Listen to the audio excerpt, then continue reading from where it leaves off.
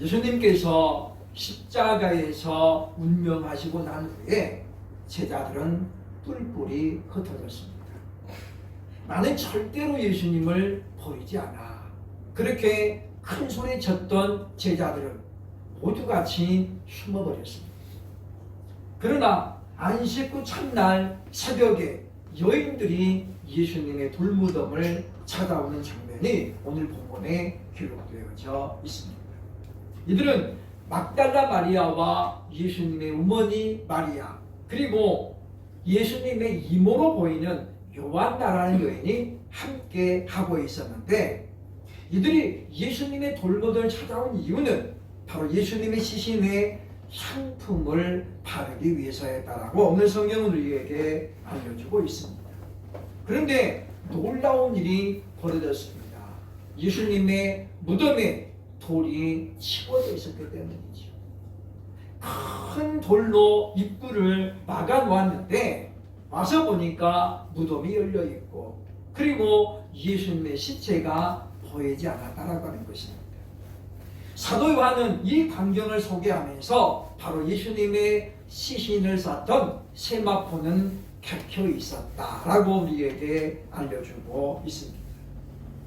이와 같이 뜻밖의 일들을 경험한 이 일을 통해서 여인들은 이제 예수께서 부활하셨음을 말씀을 통해서 확인하게 되어집니다. 그리고 오늘 성경은 바로 이들을 통해서 예수님의 부활이 다른 제자들에게 알려졌다라고 말씀해주고 있습니다. 특별히 요한복음에 보면 막달라 마리아가 부활하신 예수님을 맨 처음으로 목격한 후에, 그리고 제자들에게 가서 내가 부활하신 예수님을 만났다라고 선포하면서 흩어졌던 제자들을 다시 모으는 결정적인 계기가 되었다라고 우리에게 상세하게 알려주고 있습니다. 어안이 멍멍해서 그리고 두려움으로 떨고 있던 이 여인들을 향해서 천사들이 이렇게 이야기하고 있습니다. 여자들이 두려워서 얼굴을 땅에 대고 있을 때에 6절 보면 말씀하죠. 여기 계시지 않고 살아나셨느니라. 5절 중반에 보면 어찌하여 살아있는 자를 죽은 자 가운데서 찾느냐. 여기 계시지 않고 살아나셨느니라. 갈릴리에 계실 때에 너희에게 어떻게 말씀하셨는지를 기억하라. 이 천사들의 이와 같은 소리를 듣고 그때서야 이들은 예수님의 말씀을 기억했다라고 오늘 성경이 말씀해주고 있습니다. 여인들은 이 말씀을 듣고 비로소 바로 주의 말씀이 깨달아져서 오늘 9절에 보면 11사도와 다른 모든 이에게 알렸다라고 말씀해주고 있습니다. 우리는 역사적인 사건들을 말할 때 그것이 과연 목격자가 있는가, 기록이 되어 있는가를 우리가 근거로 얘기합니다. 예수님의 부활은 이와 같이 소수에 의해서 발견되었지만은, 그러나 부활하신 예수님을 만난 사람은, 목격자들은 500여 명이 넘는다라고 성경은 분명히 기록하고 있습니다. 인류 역사에는 기이한 일들을 가리켜서 불가사의한 일이라고 말합니다. 그래서 세상에는 7대 불가사의가 있지요. 그러나 그 중에서도 가장 불가사의한 일은 바로 예수님의 죽으심과 부활입니다. 죽었던 사람이 사흘 만에 스스로의 힘으로 깨어났으니 이 얼마나 놀라운 일이겠습니까? 그래서 많은 사람들은 이것을 믿을 수 없다라고 부인해버리고 많은 것을 봅니다. 그러나 인류 역사에서 가장 놀라운 사건인 예수님의 부활은 누구도 부정할 수 없는 수많은 목격자들을 가지고 있는 사건이기 때문에 우리는 그것을 믿음으로만이 받아들일 수 있다는 것입니다. 그렇다면 사망 권세를 이기시고 부활하신 예수님은 과연 예수님의 승리는 무엇으로부터의 승리일까요? 오늘 우리는 이 시간에 예수님이 과연 무엇과의 싸우면서 이겼는지를 돌아보면서 우리들도 내가 무엇으로부터 싸워서 승리해야 될 것인지를 발견하는 그런 시간이 되어야 할 것입니다. 첫째로 예수님의 승리는 바로 세상의 권력으로부터의 승리라고 요한복음 11장 47절로 48절 우리에게 말씀해주고 있습니다. 예수님 당시에 절대적인 권력을 가지고 특별한 혜택을 누리며 살아가는 사람들이 있었습니다. 그들이 바로 대제사장 그리고 서기관들, 사두개인들이죠. 요한복음 11장 47절 48 이렇게 말하고 있습니다. 이에 대제사장들과 바리새인들이 공회를 모으고 이르되 이 사람이 많은 표적을 행하니 우리가 어떻게 하겠느냐. 만일 이대로 두면 모든 사람이 그를 믿을 것이요 그리고 로마인들이 와서 우리 땅과 민족을 빼앗아 가리라. 죽은 지 나흘 되었던 나사로가 예수님을 통해서 살아났거든요. 그리고 이 일로 인해서 많은 유대인들이 예수님을 믿는 그런 사태가 일어났습니다. 당시 절대적인 권력을 가지고 있었던 대제사장과 그리고 산헤드린 공회 의원들은 비상사태인 것을 직감하고 모이게 됩니다. 그리고 하는 말이 무엇입니까? 이 사람이 많은 표적을 행하니 우리가 어떻게 하겠느냐. 이대로 두면 모든 사람이 그를 믿을 것이고 우리는 가지고 있는 땅도 빼앗기게 될 것이다 라고 이야기하는 거예요. 그래서 이때 기점으로 해가지고 당시 그들은 예수를 죽이기로 결단하고 그리고 호시탐탐 예수님을 죽일 그런 기회를 찾게 되었다라고 말씀하고 있습니다. 그러므로 요한복음 11장에 보면 당시 절대적인 권력을 가진 자들로부터 예수님은 온갖 징계를 받고 그리고 이 예수님은 이와 같은 사람들을 통해서 보면 이른바 견제의 대상이 되었음을 우리에게 보여주고 있다는 것입니다. 그러므로 말미암아 예수님의 십자가에서의 죽으심과 그리고 부활은 이와 같은 당시 권력을 가진 자들로부터의 완전한 승리인 것을 우리에게 알려주고 있다는 것입니다. 당시 그들은 로마의 지배를 받으면서도 온갖 혜택과 그리고 권리를 주장했던 그런 기득권층이었습니다. 오늘날로 말하면 절대적인 권력자였다는 거죠. 오히려 백성들을 섬기고 백성들을 위해서 예배를 주관하고 기도해야 될 이 사람들이 정반대로 권력을 추구하고 누리는 일에만 안일 역적이 돼가지고 그래서 바로 예수를 죽이기로 마음먹었음을 보여주고 있다는 것입니다. 지금도 권력을 가진 사람들이 기독교인을 핍박하고 교회를 힘들게 하는 것은 얼마든지 경험할 수 있습니다. 지난 우리가 2년 반 동안 코로나19를 경험하면서 예배당이 폐쇄되고 예배가 중지되고 그런 많은 어려움들을 경험했습니다.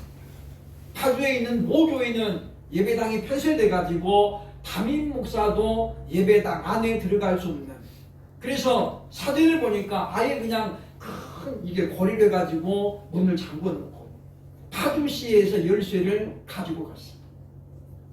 그래서 예배당에는 누구도 출입을 못하는 그 예배당을 파주시에서 지어준 게 아니잖아요.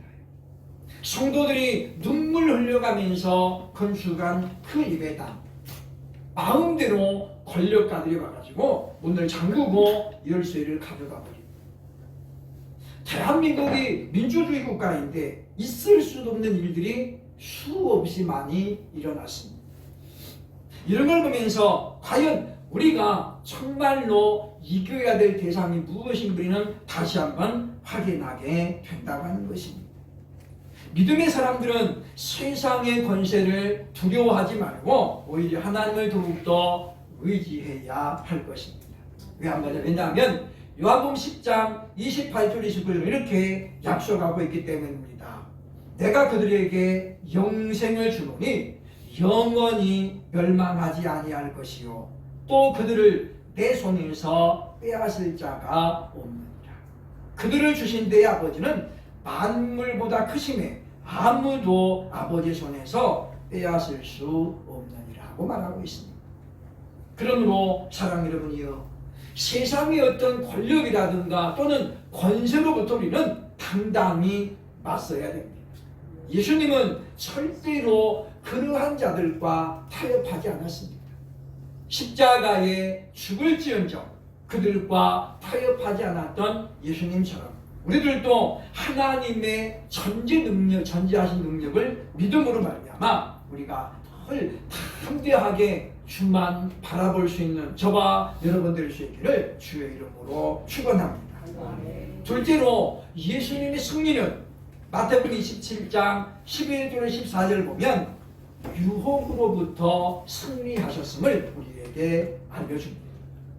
마태복음 20장 11절로 12절 보면 이렇게 말합니다. 예수께서 총독 앞에 섰음에 총독이 물어 이르되 네가 유대인의 왕이냐? 예수께서 대답하시되 네 말이 옳도다 하시고 대제사장들과 장로들에게 고발을 당하되 아무 대답도 아니하시는지라 라고 말하고 있습니다.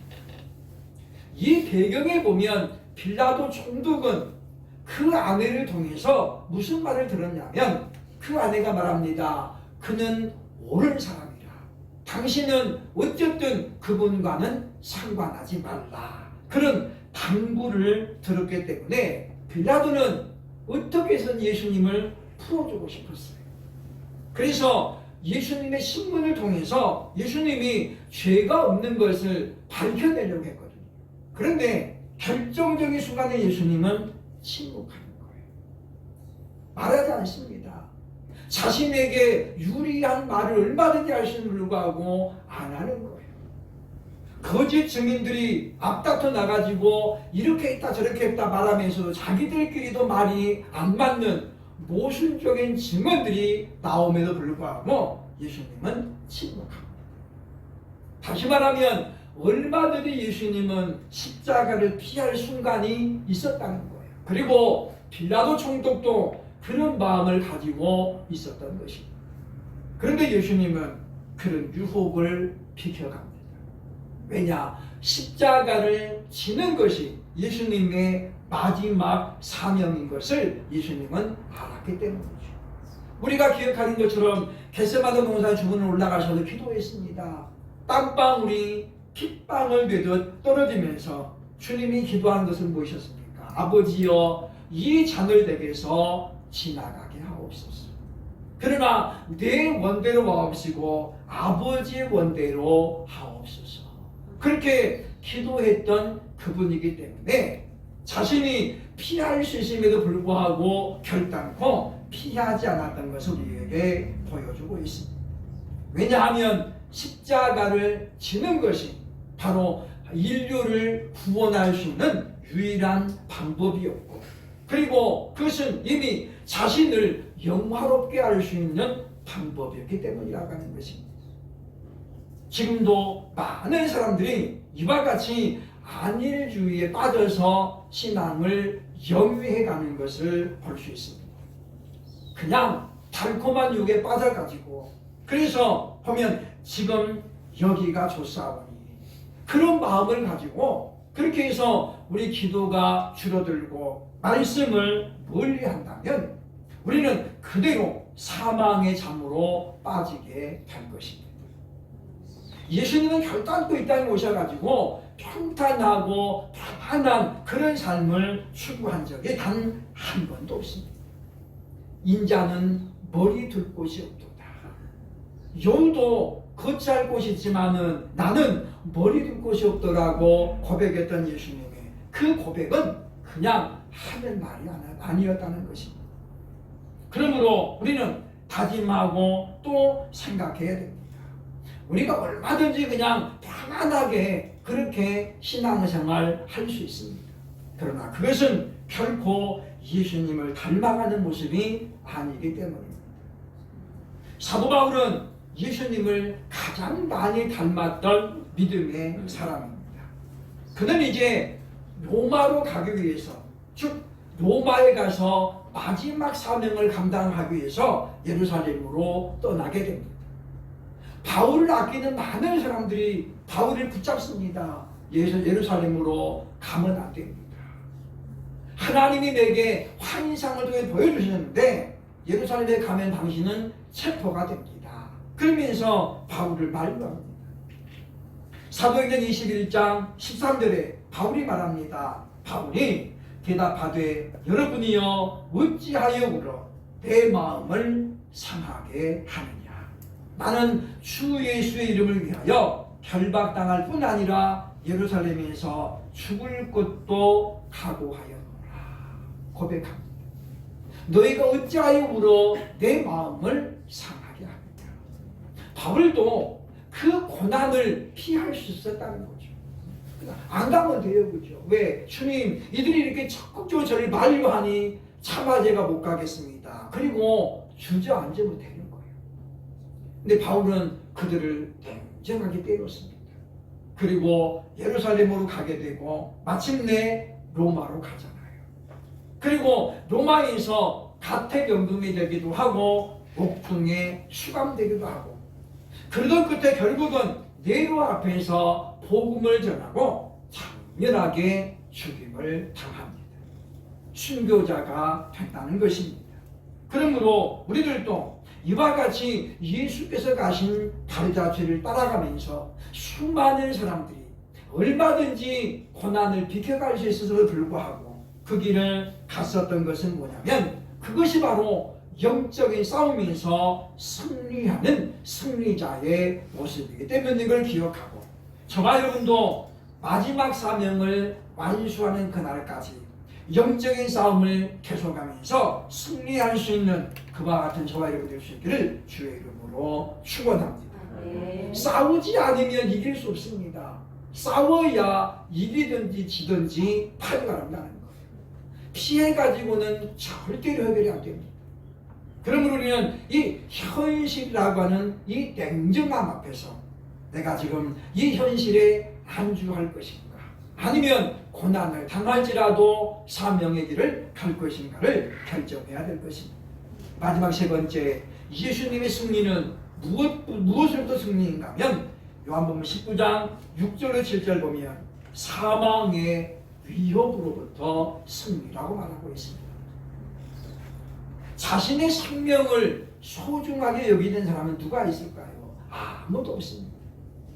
그래서 사람들은 생명의 위협 앞에서는 한없이 약해지게 되어 있습니다. 죽고 그러면 다 약해지는 거예요. 죽여라! 이런 사람들은 거의 없습니다. 물론 물불을 안 가리고 정말 이판사판 하는 사람들도 있지만, 그러나 보십니까? 대다수의 사람은 죽임 앞에서는 다 겸손해지고 그리고 나약해지게 되어 있습니다. 그래서 사단은 우리에게 이와 같은 사망의 위협으로 우리를 유혹할 때가 있다고 하는 것입니다. 요한복음 19장 6절에 보면 이렇게 말합니다. 대제사장들과 아랫사람들이 예수를 보고 소리질러 이르되 십자가에 못 박으소서, 십자가에 못 박으소서 하는지라. 빌라도가 이르되 너희가 친히 데려다가 십자가에 못 박으라. 나는 그에게서 죄를 찾지 못하였노라 라고 말합니다. 예수님께서 체포될 때에 군중들은 외칩니다. 십자가에 못 박으시오, 십자가에 못 박으시오. 예수님께서 십자가 처형에 대해서 몰랐을까요? 전혀 아닙니다. 당시 유대인들이 가진 법에 십자가의 처형은 그야말로 아주 악행을 저지른 사람이 해당되는 거예요. 예를 들면 내란 음모죄라든가 살인을 해도 많은 사람을 죽인 사람, 또는 전과가 여러 개 있는 사람, 그래서 전혀 개선의 의지가 없는 사람만 십자가에서 죽이는 거예요. 근데 예수님은 군중들의 그 소리를 들었습니다. 보통 사람 같으면 그런 소리를 들을 때 어떻게 했습니까? 두려움으로 차게 되어 있습니다. 1965년에 하나의 소설이 발표가 됩니다.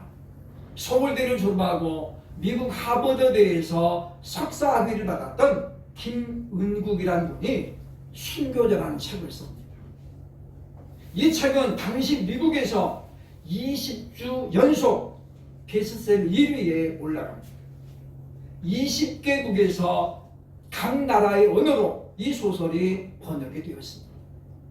이 단 한 편의 소설로 김은국 씨는 당시 우리나라 최초로 노벨 문학상 후보에 올라가게 됩니다.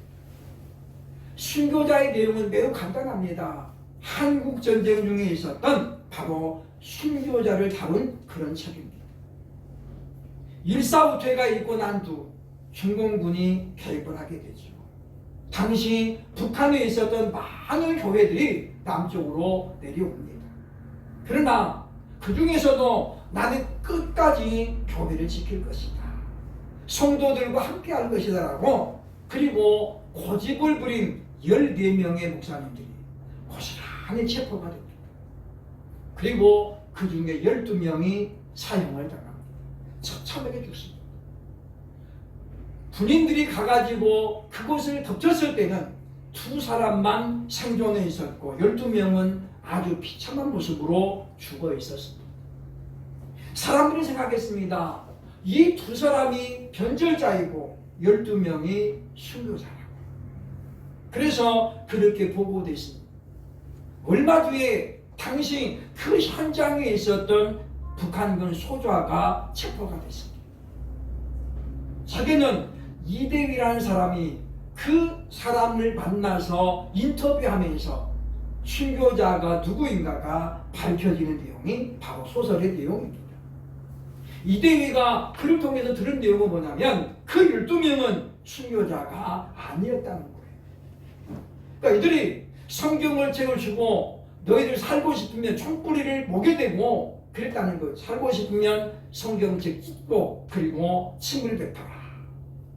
그랬더니 머뭇거리는 사람 12명이 거의 동시에 성경을 찢고 침을 뱉고 발로 밟더라는 거예요. 근데 그 2사람은 그냥 침묵하고 있는 거예요. 묵묵히 있는 거예요. 총을 들이대고 금방 방아쇠를 당기려고 하는데도 불구하고 2사람은 그냥 말 한마디 안 하고 있는 거예요. 죽여라! 나는 예수님의 이런 말도 안 하고 그냥 가만히 있는 거예요. 그리고 마지막에 이 2사람이 그럽니다. 나는 결코 주님을 버릴 수 없습니다. 그래서 그 북한 공산당들이 말했대요. 그죠? 우리는 비밀성 수령을 위해서라면 우리 목숨 하나 아깝지 않게 버리는데 너네들은 목사라고 하는 것들이 어찌 제 목숨 살자 그렇게 쉽게 성경을 찢고 버리냐. 그래서 그들을 그냥 그 순간에 다 죽였다는 거죠. 그리고 그 2사람은 너네들은 진짜 백이라고 그리고 이제 살려졌다는 내용입니다. 당시 미국은 65년만 하더라도 굉장히 신앙이 좋았을 때입니다. 그러니 미국 사람들이 볼 때 그 책은 굉장한 도전을 준 책이었다는 거죠. 한국에서도 이 책이 번역이 돼가지고 수많은 사람이 읽었고 유현목이라고 하는 영화 감독이 이 제목을 따서 순교자 영화를 제작을 했었습니다. 무슨 이야기를 하고 싶습니까? 다른 게 아닙니다. 우리는 편안한 신앙생활 추구해서는 결코 안 된다는 것입니다. 우리 살아가다 보면 믿음 때문에 이와 같이 환난을 당할 수도 있고 고난을 당할 수도 있습니다. 그래서 주님은 우리에게 말씀하고 있는 것입니다. 누가복음 14장 20절에 말씀하죠. 누구든지 자기 십자가를 지고 나를 따르지 않는 자는 능히 내 제자가 되지 못하리라. 우리가 십자가를 짊어지고 따라가는 것이 예수님의 제자의 모습이라는 거예요. 너희는 좁은 문으로 들어가라. 넓은 문은 사람들이 많이 들어가지만은 좁은 문은 사람들이 찾지 못한다. 주님 말씀하죠. 그러므로 우리는 말씀을 통해서 다시 한번 생각을 해야 될 것입니다. 지금도 많은 사람들이 사망의 위협을 받고 살아갑니다. 어제도 인도에서 카톡 편지가 하나 날라왔습니다. 아이들이 많이 교회를 지금 못 나오고 있는데 그 중에 아이들은 이미 13살, 14살짜리가 마약에 중독되어 있고 가정폭력에 너무 시달리고 있고 그런 가운데 아이들이 소망을 잃어가고 있다. 선교사님들이 정말 돈 모아가지고 이 아이들 어떻게든지 간에 학교를 지금 보내고 있는데 부모님들은 아이들을 학교에 안 보내고 학교에 가서 돈을 돌려달라고 해요. 선교사님들이 학교에 등록금 내면은 부모가 가가지고 우리 애는 학교 안 가니까 등록금 돌려주시오. 그래가지고 뭐 하는 게 그걸로 마약 사먹고 그리고는 이 유흥에 빠져있다는 거예요. 안타까운 상황입니다. 그래서 기도해달라고 요청이 옵니다. 가끔씩 급한 기도가 있을 때는 누구누구를 위해서 기도해달라고 지금 또 연락이 오고 있습니다. 사망의 위협이 그들에게도 순간순간 다가온다는 거예요. 하루는 마약에 중독된 아이의 아버지가 선교사님 집에 쫓아왔다는 거잖아요. 만약에 이분이 여자 혼자 있었으면 무슨 일이 있을지 모릅니다. 다행히 후만 선교사는 저도 딱 한 번 만나봤습니다만은 덩치가 굉장히 큽니다. 키도 크고 덩치도 크니까 이분이 그냥 딱 버티고 있으면 웬만한 사람은 그냥 기가 죽어요. 그렇죠? 그래서 다행히 부부가 있었기 때문에 큰 사건은 그렇지 없었지만은 이런 일들이 가끔씩 발생한다는 거죠. 그런 면에서 보면 우리는 얼마나 안락하게 신앙생활을 하고 있는지 우리는 생각을 해야 할 것입니다. 그러므로 우리는 지금의 우리가 됐으니 예수님 당의 때와 같은 고난, 이런 유혹이 우리에게 과연 있는가? 생명의 일이 있습니까? 너 오늘 교회 가면 죽어? 이런 사람 있나요? 그런 사람 많지 않습니다. 많지 않은 게 거의 없습니다. 제 후배 하나는 그런 삶을 몇십 년을 살았습니다. 남편이 다른 건 다 잘해주는데 교회만 못 가게 하는 거예요. 집에 성경책이 있으면 어디에 숨겨놔도 정말 귀신같이 찾아내가지고 보는 앞에서 다 찢어냅니다. 그걸 보는 이 아내의 마음 어떻겠습니까? 무기력하고 하나님 저 왼수 좀 데려가 주세요. 하루는 변기통 뚜껑에다가 성경책 얇은 걸 사가지고 붙여놨대요. 하도 잘 찾아내니까. 그래서 며칠 동안은 안전했는데 어느 날 보니까 성경책이 없어진 거예요. 변기통 그 물 보관하는 그 뚜껑 있잖아요. 거기다 숨겨놨는데 남편이 딱 꺼내더라고요. 여기다가 숨겼네? 그러면서 그냥 그 비열하게 웃으면서 성경책을 쫙쫙 찢어내요. 그 모습 보면서 어떤 생각이 들겠습니까? 야, 내가 정말 이 남자하고 살아야 되나 말아야 되느냐. 그런데 하나님께서는 이 연약한 여인의 그런 눈물을 결코 외면하지 않습니다. 승승장구했던 남자가 사업이 안 되는 거예요. 바로 신정이 네그리 쪽에서 일했는데 사업이 안 돼요.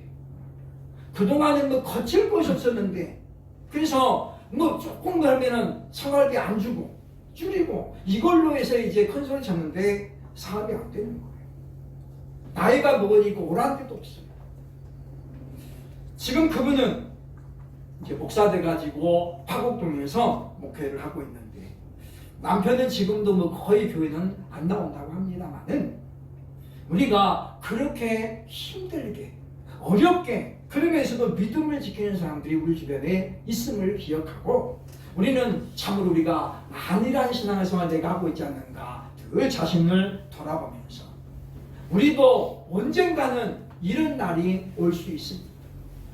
앞으로 또다시 예배당을 폐쇄하는 일이 왜 없으리라고 누가 보장할 수 있습니까? 지금 일정에서는 뭐 예배 허가제 운동, 허가제도 도입해야 된다. 예배당도 이제 앞으로 허가를 받고 지어야 된다. 이런 말들이 지금 공공연하게 나오고 있습니다.